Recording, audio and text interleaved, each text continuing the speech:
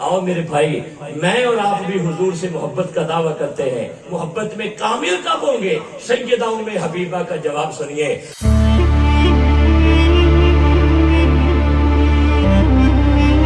नबी पाक अलैहिस्सलाम की ज़ौजा हजरत सैयदा उम्मे हबीबा, ये किन की बेटी है?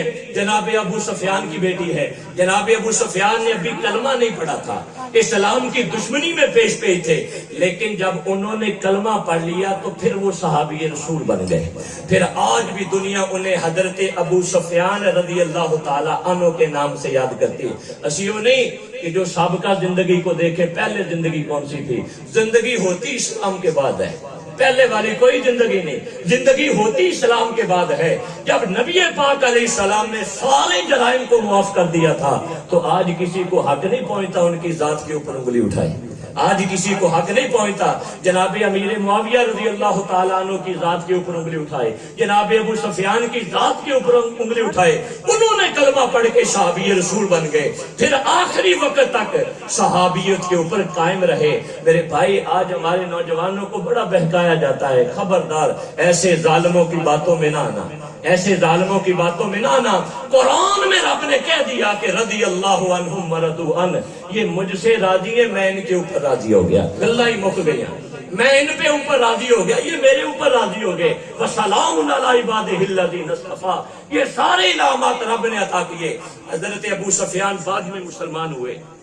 आपकी बेटी उम्मे हबीबा रज़ी अल्लाह ताला अन्हा, उन्होंने पहले कलमा पढ़ा और हुजूर की ज़ौजियत में आ गई। सरदार की बेटी थी ना, फिर सरदार दो जहां के निकाह में आ गई। अल्लाह के नबी मदीना मुनव्वरा में मौजूद हैं। यही सुलह हुदैबिया के मामले में थोड़ा सा इसे तारीख बढ़ाने के लिए सुलह नामे को अबू सुफियान मदीना मुनव्वरा में आया। दिल में ख्याल आया कि हुजूर नु बाद विच मिल लवांगा, इन्ना अरसा हो गया जरा अपनी बेटी नु भी मिल लवाना। जब का उसने कलमा पढ़ा, बेटी से कभी मुलाकात नहीं हुई। बाप के दिल में औलाद की मोहब्बत होती ना, फिर बेटी का प्यार होता है। जनाब अबू सुफियान हुजूर के दरे दौलत में चले गए, दरवाजे से दाखिल हुए। तवज्जो करना, सामने आपकी बेटी मेरी और आपकी अम्मा जान हजरत सैयदा उम्मे हबीबा पाक खड़ी थी। उधर बाप सामने है, बाप और उनके दरमियान सरकार का बिस्तर लगा हुआ था, सरकार का बिस्तर लगा हुआ था। अब इतने सालों के बाद बाप को देखा, मोहब्बत का ये तकाजा था कि दौड़ के जाती, बाप के सीने के साथ जाके लिपट जाती। लेकिन सैयदा कायनात ने, सैयदा उम्मे हबीबा ने अपनी उम्मत की, आका की उम्मत की बेटियों को पैगाम क्या दिया? हर मोहब्बत के ऊपर नबी की मोहब्बत को गालिब करना है। वो बाप की तरफ नहीं गई, बल्कि सबसे पहले नबी पाक अलैहिस्सलाम के बिस्तर को इकट्ठा किया, हुजूर के बिस्तर को इकट्ठा किया। अब जो अबू सुफियान था भी मुसलमान नहीं हुआ था, कबीले का सरदार था, कुरैश का बड़ा था, काफिरां दा सरदार सी। गुरूर व तकब्बुर ने अंगड़ाई ली। बड़ा मान होता है ना दुनिया की दौलत के ऊपर है, चार टप्पे जमीन के क्या आ जाए, बंदा जमीन पे खुदा बन जाता है। किसी ने कहा था ना कि वेले मान शबाद जमीना दे अज तक नाल किसे नहीं हो चाहिए, वेले मान शबाद जमीना दे अज तक नाल किसे नहीं हो चाहिए। अब उसके गुरूर तकब्बुर ने अंगड़ाई ली, कहने लगा बेटी तूने इसलिए बिस्तर को इकट्ठा किया है ना, ये बिस्तर पुराना है, बोसीदा है, तू अपने बाप के लिए नया बिस्तर बिछाएगी।